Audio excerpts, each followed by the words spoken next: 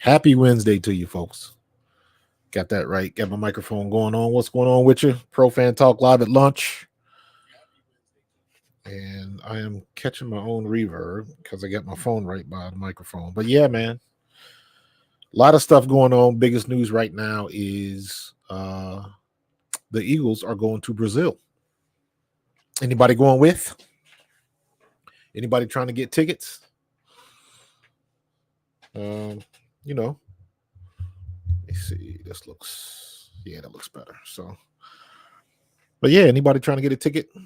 Go to Brazil. Go to Sao Paulo. See the Eagles and the Sao Paulo Football Club. What are you gonna do? I don't know. Get you a Brazilian butt lift while you're out there. Get some new teeth. Um, any other type of cheap surgery. But yeah. Hope you guys are enjoying your lunch. If you get a chance, you have got to check out. I had a long conversation last night with Barrett Brooks. Me and Barrett Brooks hooked up. We recorded for about an hour, man. We talked about just the end of the regular season. We talked about James Bradbury, DeAndre Swift, like his thoughts on the coaches. We went through a whole bunch of stuff. Going to Brazil, like we covered a lot of stuff, man. But we had a really good conversation. It was good connecting with him. I'm hoping I can do that a little bit more. It's hard to get guys like that, like in a situation where I can go live. But I'm efforting to do that in the future. Try to connect with somebody, but I'm also trying to get a consistent schedule, and it makes it hard when you're trying to hook up with somebody, because if you want them to be on the show and you want to record with them, you got to be at their convenience. So you got to work it with their schedule. So we recorded last night for a little over an hour, but man, we had a good conversation. So it should be up now. Or at least it was uploading, because a lot of times I'll start it, go ahead and do what I got to do, and it'll finish when it's finished. So, but definitely check that out. Me and Barrett Brooks, we had a good time. We're definitely going to do it again, but please give a listen to that conversation. And as usual, like, subscribe, follow, all that other kind of good stuff. Bring a friend. While we on our lunch, a little chilly out there today. About 40 degrees right now. So we got the Eagles have hired. You knew we had Kellen Moore and Fangio, but Kellen Moore hired Doug Nussmeier, which is one of the guys he worked with before. So now it's interesting. Like, these coaches have their guys, right? So we got Nussmeier, Clint Hurt. We got Christian Parker, DB coach. And the big news with that is everybody's hoping that he can bring in Patrick Surtain the second, PS2. That would be a good get. How we could find a way to make that happen, but we got to come up off some pieces. And the big thing everybody's talking about right now is Josh Sweat. Is he on the? Is he tradable? Now, I like our defensive line. We got some young players in. We definitely need to see a little bit more with Jordan Davis, but it looks like Jalen Carter is the real deal. Josh West's the real deal. Then we got Milt Williams. Then we got a Jomo. And then you got Fletch, BG, and Hassan Reddick. Fletch is a question mark. You don't know if he's going to go elsewhere because he had a outstanding year this past season. For his age, he was above and beyond anything you could have hoped. So I don't know what he's going to end up doing. Then we got, BG's going to come back. He already said it. He wants another year. So now you got on the edges, you got Nolan Smith and Hassan Reddick. Hopefully we can find a way to keep Hassan Reddick. Hopefully we can find a way to keep DeAndre Swift. And the only reason I'm bringing him up is because it's a possibility we can let him go. Could he be trade bait or anything? Well, I think it was a 1-year deal. So I hope they re-sign him. I want to keep everybody from this area in Philadelphia. He was productive. DeAndre Swift was productive. Hassan Reddick was productive. Let's keep them in the area. Kevin Byard, that cost is going to have to come down. I think that may have had a little bit more to do with everything that was going on defense, all that kind of stuff. So I don't know. I would like to see Kevin Byard stay, but it's got to be at a reduced cost. Could he play better than Bradbury did? I don't know. Bradbury's going to be the problem because Bradbury's got that contract tied up, and I believe he's $12 million now. And if we lose him, it's a lot. I want to say $20 million against the cap, I think. So that could be wrong. I'm not quite certain for that, but I know he's due a lot of money. So Howie's going to have to wheel and deal, see if he can barter a trade or do something, because we have to be able to come off that contract, because that's going to free up some other stuff to make some other moves. Now, I'm absolutely sure that he's going to be able to do some things the closer we get to the draft. Things are definitely going to fall in place when the combine hits, because once the combine hits, here's what happens. Everybody gets all googly-eyed, and they start shopping. And you start seeing people that you weren't interested in before, players you weren't interested in beforehand, because, you saw that workout, they were a little bit better than expected, or you got some guys that just put on a show and their stock rises, and maybe teams would not be in line to get that type of pick and be willing to wheel and deal. So there's a lot of dominoes that still need to fall because of the combine, and that's coming, and that'll flesh itself out after the combine, because combine is going to be crazy this year. It's crazy every year, but now with everything going on with Caleb Williams and the whole quarterback scene, Caleb Williams, Penix, I think Penix is coming out. Is it Ratliff? So you got a lot of guys coming out playing the quarterback position, and a lot of good ones. You don't know what Chicago's going to do. So it's a lot of question marks, and that's going to cause the dominoes to fall a certain way, and everything's going to be shifting all the way up to draft day. Draft day is going to be very exciting this year, because everybody's trying to get these QBs, and there is going to be a lot of wheeling and dealing. Not like there isn't normally, but I think it's going to be above and beyond this year, and you're going to have a lot of surprises this year. So looking forward to that. So, yeah, we talked about last night the CEO coach, Super Bowl, Brazil. I want to see, have we heard who we are playing in Brazil yet? I have not seen anything. I don't know who it'll be. I saw one thing that I think Pat McAfee mentioned the Cowboys, but I haven't heard anything verified from that. So I haven't vetted that yet. So I do not know if that is true. So as far as I know, we do not have an opponent yet. I'm not crazy that we are losing our home opener. You got to go to Brazil if you want to see it. So we're losing basically a home game. Luckily, it's early.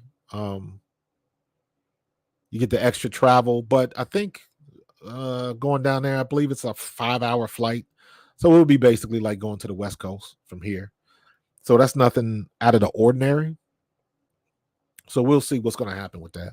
Um, but yeah, I'm just not. I like the idea of Brazil, but it's like you like the game, you don't like the hassle.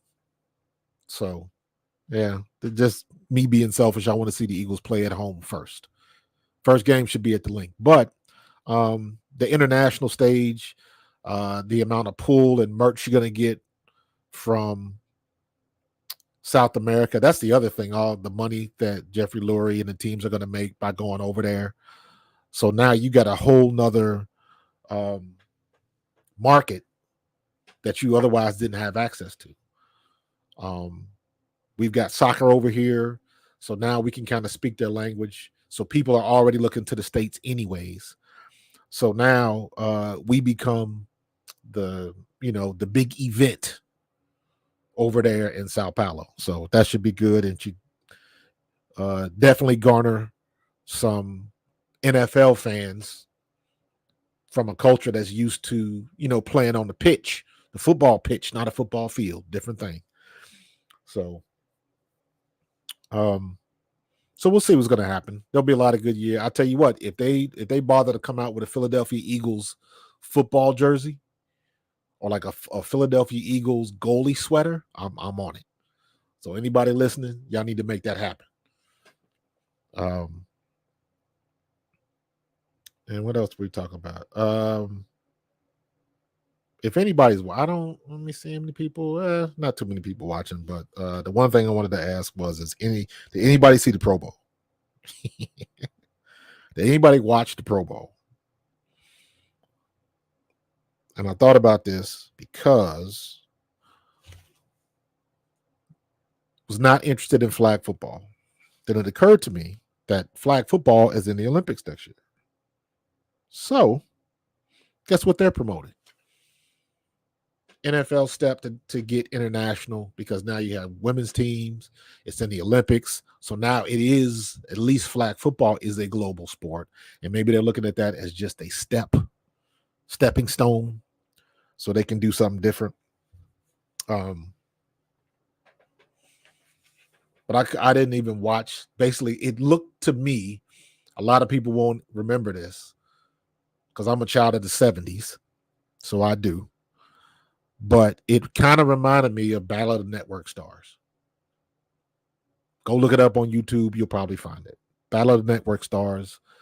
They used to get all of the TV stars, sitcom stars, and basically they used to have a track meet. And they would have the 4x1 or a whole bunch of stuff, tug of war, swimming stuff, a lot of different things, and it was always a big deal. And back then in the 70s, that was the only thing to watch. So now the Pro Bowl reminded me of that. It just like they were having fun, but when you come from my era, and the Pro Bowl used to be a real game, and people used to play, and you had the possibility of injury and all of that kind of stuff. It was what it was. You play for the money. You wouldn't do nothing in the first half, and everybody would come out serious in the second half. That's what it was about. So, I didn't watch too much of it. I saw the highlights of Jason Kelce. Like, I didn't watch the game. Everything I consumed was from highlights. That was it. So, thought it was interesting. Jason Kelce seems to be the face of everything right now, and they are putting him on the cover of everything. They like his vibe, the whole wholesome family thing, and like, hey man, run with it. Do what you can do. I ain't mad at you. So, what else I got in my notes? If you have not watched this, you have got to see. Go to Asante Samuel's podcast, and you got to watch what he said about his time with the Eagles. And he was telling the story from a perspective of him coming from the Patriots and how different things were from the Patriots to the Eagles, how they practiced, getting stuff right, just having a good practice versus what they were doing in Philadelphia. And he tells a story of how he went in Andy Reid's office to complain about how they were practicing, and Andy Reid told him that's the player's job to do that. And basically what he said in a nutshell was the reason why they didn't win the Super Bowl that year because they played how they practiced. And he used a couple of examples of Donovan, and basically he was saying they played exactly like they practiced, and it showed. And it showed up at a critical time, and they ended up losing games from it.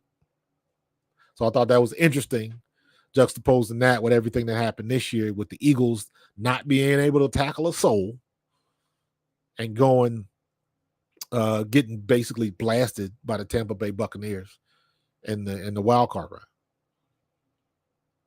And it was then you see what Dan Campbell did with the Detroit Lions that should have went to the Super Bowl, but couldn't. They choked in the second half, and just the mindset of somebody that wants to come out, practice hard, get right, and doing the stuff that you really don't want to do. And you saw how it played out towards the end of the season. That was very interesting because as a former player and as a former coach, I used to coach kids. We say that stuff all the time, but you never really think that you have to do that at the professional level, but you do. It all rolls downhill. So it has to start from the top. And Dan Campbell being a coach, he had to set that tone, and he set it. He set the tone for the year for that team. And you see how it panned out. As opposed to Eagles are going through a whole practice in less than an hour and a half. Nobody's going to the ground. Nobody's, the day one football drills that you used to do as a kid. You still got to do them when you get to high school. You still got to do them when you get to college and in the pros. The teams that do that type of stuff are the most physical and get things done. Even Javon Hargrave made comments about that, the difference between practicing when he got to San Francisco as opposed to what he was doing here in Philadelphia. And that stuff matters. That stuff matters. So it'll be interesting to see how that plays out. I haven't really heard anything from Donovan. He can't really refute it because Asante Samuel made a point to say many, many times that this was his opinion and this was his perspective. So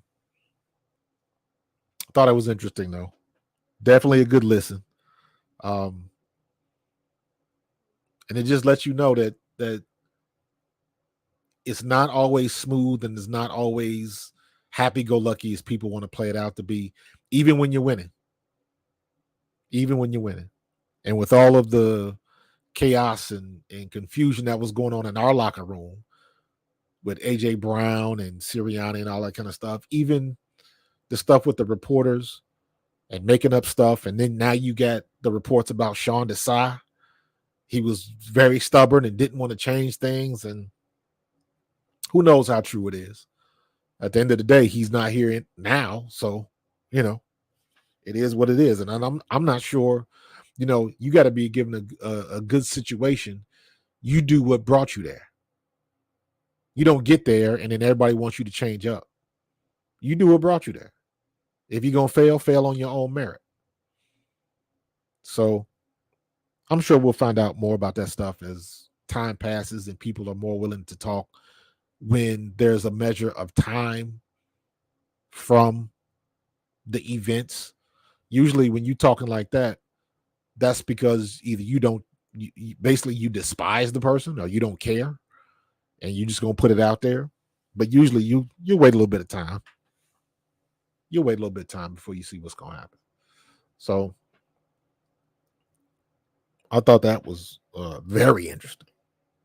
So definitely check out that podcast.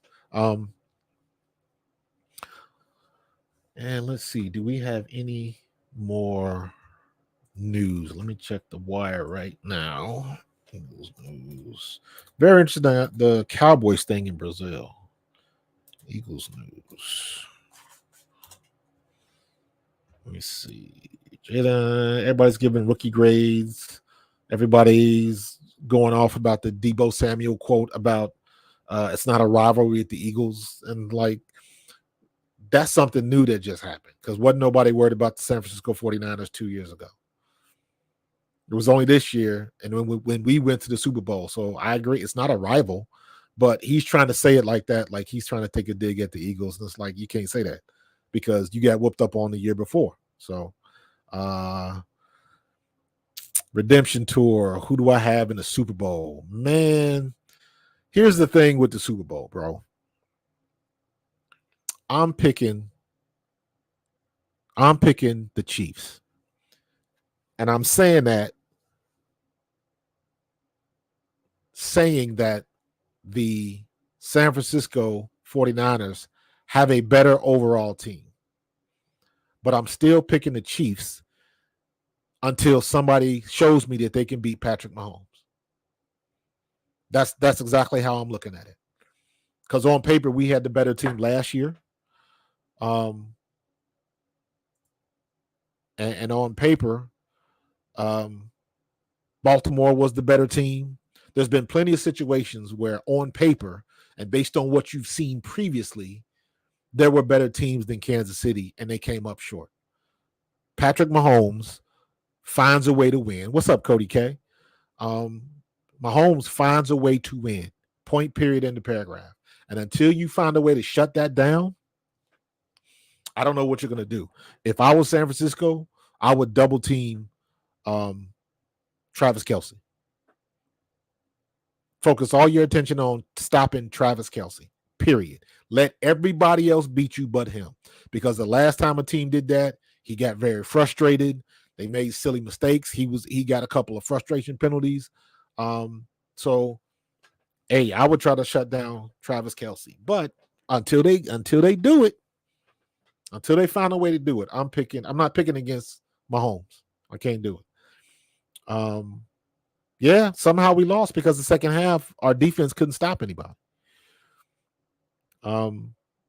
We got that close. Our game was determined on a fumble and a punt return.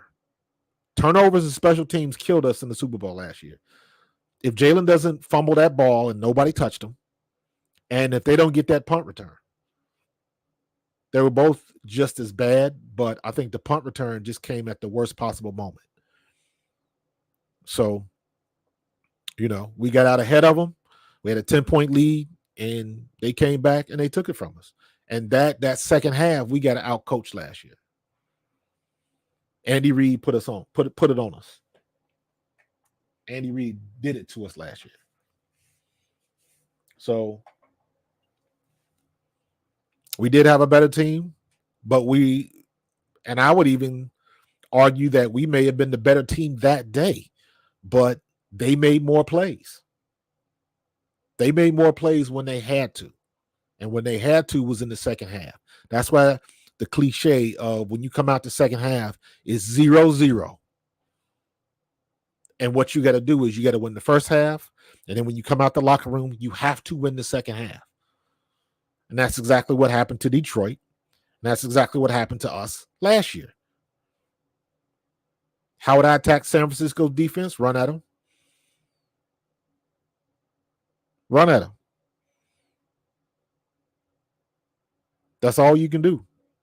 They have trouble against the run, too. They just got better linebackers. Both teams have great linebackers, by the way. I wouldn't say great. The Kansas City defense is good.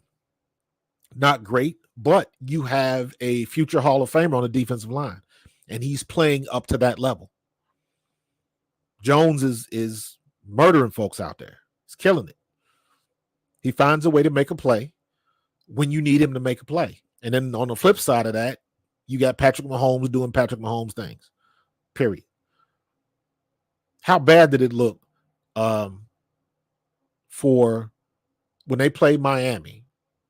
when Patrick Mahomes scrambled and that dude from Miami had a chance to tackle Mahomes, and he just assumed Mahomes was going to slide.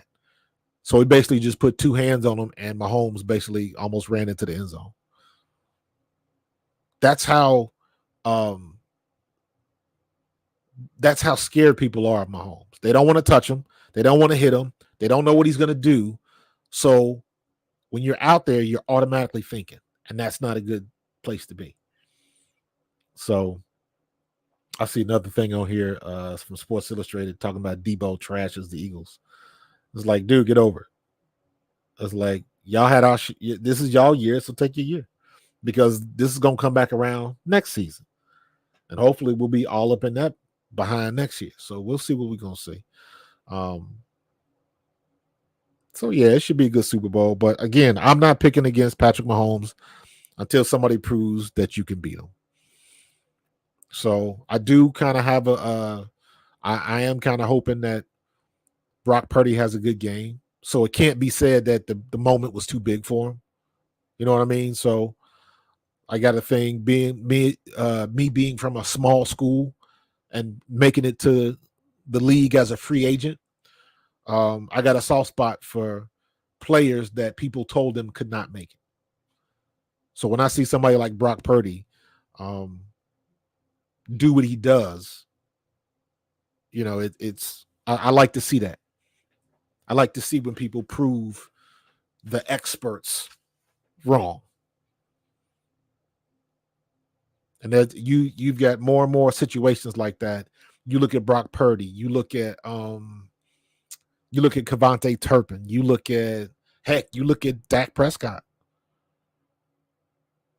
You look at Patrick Mahomes. Didn't nobody know who Patrick Mahomes was until Kansas City Chiefs went up and got him.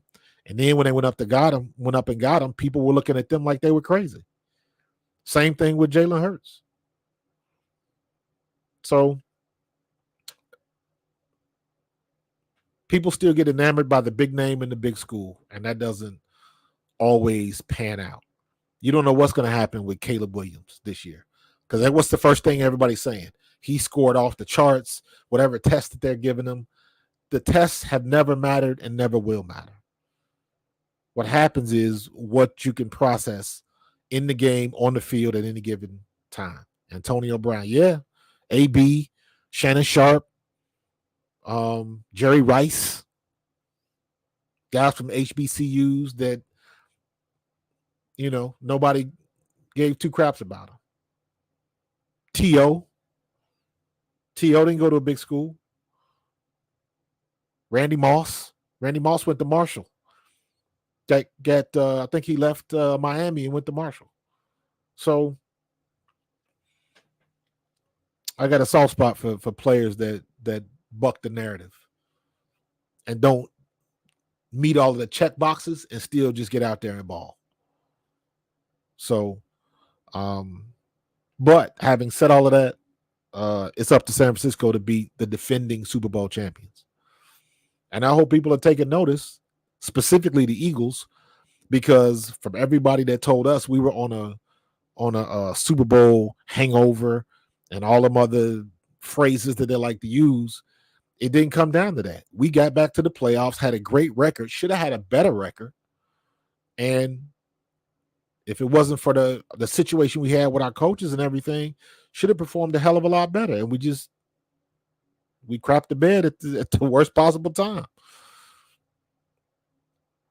Does that come down to coaching with late round picks? Nah, man, it's not really coaching. It's just like anything else, man. Some people have it and some people don't. The problem is when you go to a big school and you have the hype train behind you, your leash is a little bit longer. I was the 1AA all-time leading rusher in history when I came out of college, when I came out of Eastern Kentucky. I don't hold the record anymore, but I held that record for like 12 years after I got out of college. Some kid in Maine broke it. I don't even know if he still holds it. But I still hold all of the OVC records. I still hold all of the Eastern Kentucky rusher. I'm still the greatest rusher in EKU history. I averaged 6.7 yards a carry. Listen, I am not afraid to tell people I could run the rock. But when you get to the pros, there is a expectation when you come from a big school. So you got these guys coming from small schools that have to go above and beyond and do some crazy, crazy things to really get the attention. I remember when the Eagles drafted Brian Westbrook, and the commentary from the mainstream media, from WIP and all like that, was, I remember Mike Missanelli saying, well, he threw the guy from Villanova a bone, threw the kid a bone. Get the local kid, maybe to put a couple butts in seats, but you don't expect anything out of him. And that's the type of stuff. And it's like, why not? If the dude put it down, if you run a 4.3 on the field, you run a 4.3 on the field. The level of competition shouldn't really matter. You do what you do when you get the ball in your hands. And that's what happened for me. That's what happened to Westbrook and plenty of other people. So it's not about coaching. It's very similar. Let me say it like this. It's very similar to what you have in classrooms, right?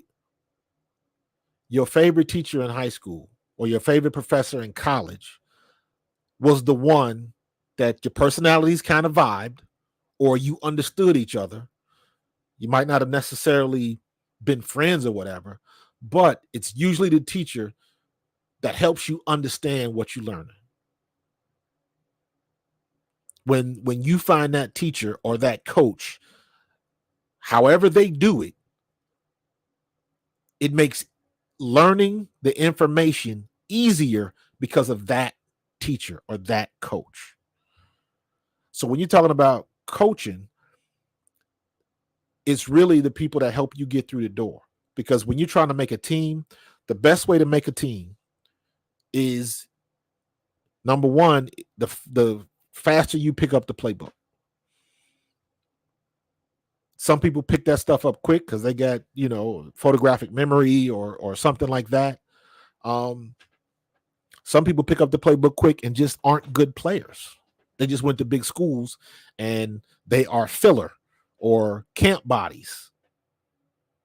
I was lucky enough to get the opportunity. The first game we played in Tokyo in the American Bowl, and I took a screen pass about 60 yards. Then that people start noticing. So it's all about people making the most of their opportunities when they get it, regardless of what school you're from. What did I think of the NFC Championships? I thought Detroit let it go, let them off the hook. I think the adjustments that were made and the mistakes that were made in the second half by Detroit, they couldn't recover from. Detroit should have won that game. Take that back. Detroit had opportunities to win the game, but they couldn't capitalize on it. Everybody's giving Dan Campbell crap because he went for it on fourth down twice. The first one he should have went for, and the first one he called the right play. Receiver dropped the ball, hit him right in the hands. Jared Goff threw a good ball. That would have been a first down. It kept the chains moving and kept the clock moving. So the second one, he should have tied the game. So you got a drop ball and you got your rookie running back fumbling at the worst possible time, right after San Francisco had just scored to tie the game. So it was a good game. I feel bad for Detroit because Detroit had it. But just like we had it in the Super Bowl, you got to finish the game. You got to play 4 quarters. And it's not like Detroit was trying to lose the game. It doesn't work that way. Detroit made mistakes at the worst possible time. That dude dropped that fourth down pass at the worst possible time. Jahmyr Gibbs fumbles at the worst possible time. It's all about timing. Every team, one play away, glory or ruin. One play can swing that balance either way. And unfortunately for Detroit, just think of it like this. If Jahmyr Gibbs doesn't fumble and they go down and at least kick a field goal, because they're driving, they're moving the ball, and San Francisco just tied it up. So just think about all the time off the clock and all the other dominoes that have to fall if they just hold on to the ball. So, what's up, Dennis? Eagles going to Brazil is stupid. Well, some people wouldn't think so. They're trying to grow the game, man. Some people would say when they're going to London and Germany was stupid too, but they're trying to grow the game. They're doing the same thing that basketball did. This is a business, and they're trying to grow the business. Now, mind you, let me remind you guys, you talking to somebody that played in the World League. I was in Scotland for 3 years, and we had teams in Germany and Amsterdam and Barcelona and what is that, Dusseldorf. So I'm a fan of playing football overseas. But Dennis, I do agree with you. It is kind of disrespectful to the season ticket holder.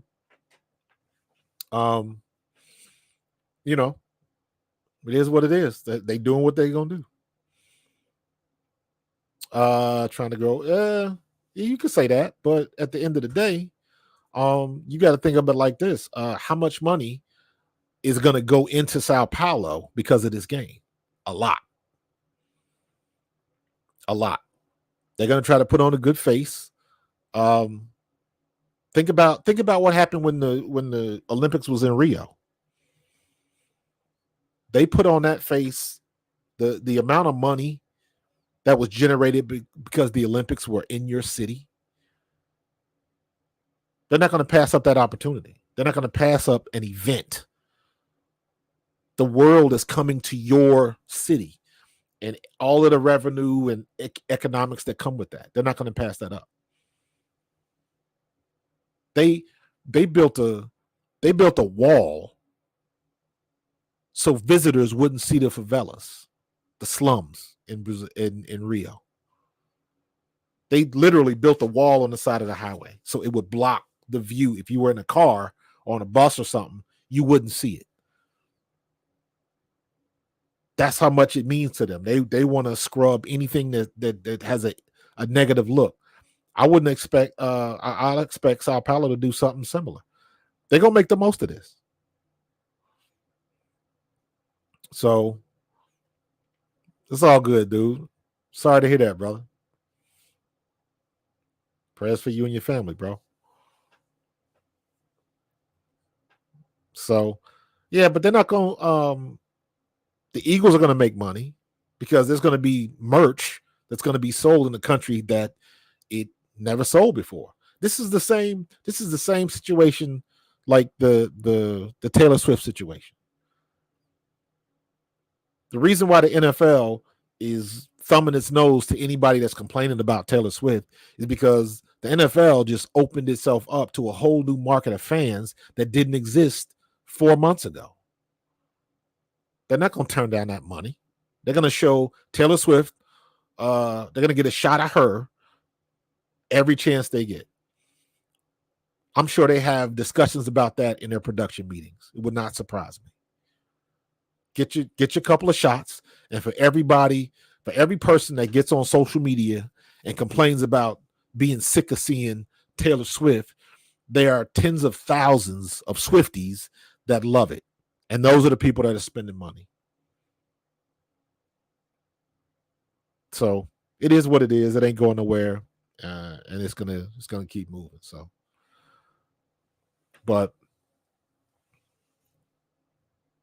all I want is somebody to create a Philadelphia Eagles soccer jersey. That's what I want, or a goalie jersey.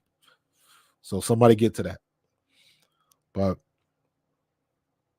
so yeah, man, it'll we'll see what we're gonna see. I'm still looking. I haven't heard anything about our opponent yet. Like I said earlier, I saw something where I think they said Pat McAfee said that it was supposed to be the Cowboys, or at least he mentioned them. But I haven't heard anything official about who we're playing. Redemption Tour, mass coach. I'll take that check. I wouldn't mind it. I'll take that check, Dennis. Anybody you see in the draft you like for us in the position of the cornerback? Yeah, there's some people out there, man. I'm not. I still got a whole lot of studying to do. I don't really like to get into all of that kind of stuff until after the combine, because that way everybody's on the same page. Now I'm just looking. I know they had the Senior Bowls and basically a pre-combine combine, and everybody again going gaga over some of these players, and it's like, listen, I don't want to see these guys in one-on-one situations at a camp. I want to go back and watch the game tape. So Trotter Jr.'s on everybody's mind, but I would be very surprised if that happens. Very surprised. I think Howie's going to make some trades and get a veteran, good linebacker in here, somebody that can plug and play. I would love to see Jeremiah Trotter here just for the nostalgia of it, and getting a homegrown, like the city would love it, but I just don't see that happening. I think we're going to end up drafting a replacement for Lane Johnson in the first round, and I think we're going to wheel and deal, and Howie's going to end up getting some veteran linebackers in here because Fangio needs that. So I'm looking at it from that standpoint. What does Howie have to do to replenish this defense and get our defense in the best possible situation? Because our Super Bowl window is not closed.